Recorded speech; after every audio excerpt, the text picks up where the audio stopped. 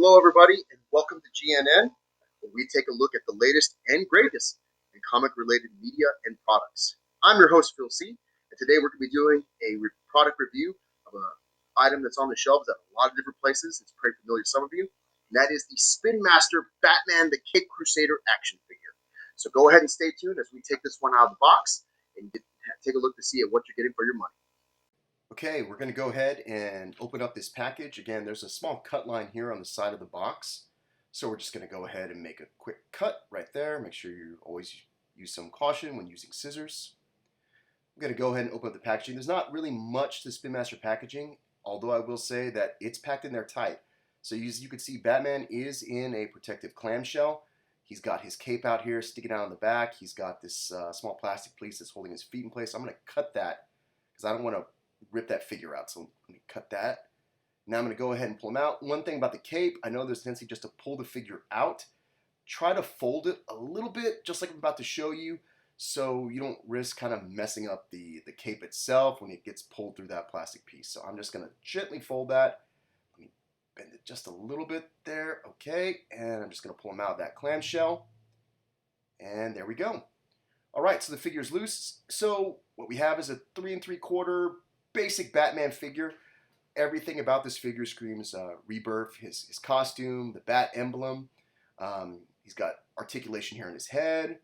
He's got articulation on his arms. There you go. Elbows, a little tight, and they take a little bit of work. I'm trying not to force it too much, but they are a little tight. You're going to want to be careful with those when you're working it. That one bends a little bit more easily. So his legs, he's got his thigh swivels there. Thigh swivel. Obviously legs are bending up. Oh, camera's a little out of focus. Let me go ahead and try to fix that. There we go. And his knees bend. There you go.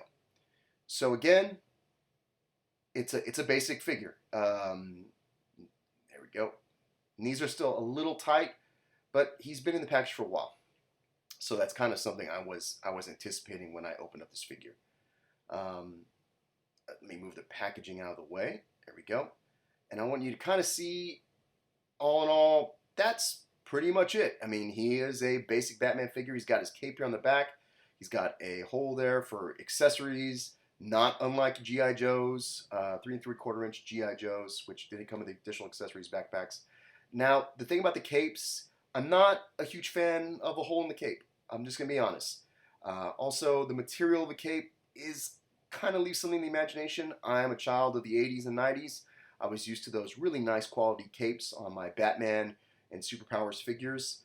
This cape comes off as a little cheap. And that's my really only criticism of Spinmaster. I think they're doing great work, but the cape material does come off as a little cheap. But I understand the purpose. They don't come off. They don't get lost.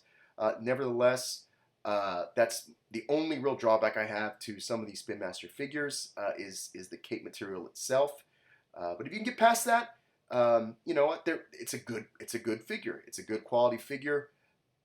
As you can see, I wish the cape. Oh, that cape! I just wish it could kind of drape around his shoulders and stuff, kind of like you used to with the old Superpowers figures.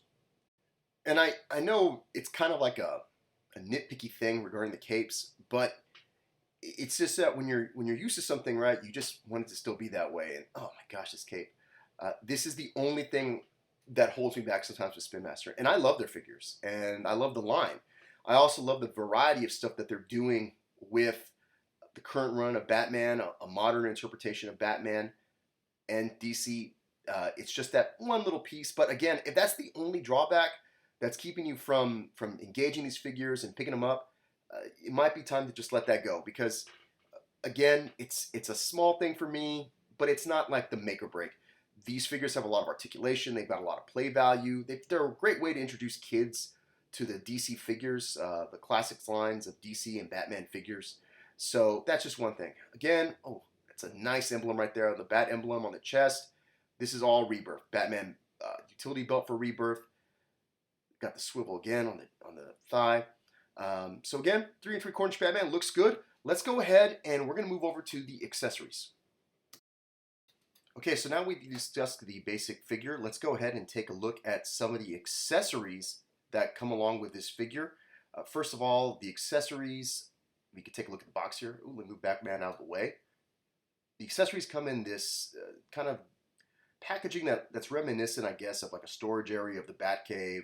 You've got 3 slots here. Go ahead and open one up. Now, you can see the first one, it's empty. It's because the accessory fell. But the first accessory is going to be this. It's the Batman Grapple Gun. Obviously, any version of Batman has some version of the grapple gun. We've also got in the other storage containers here, we got the other 2 accessories.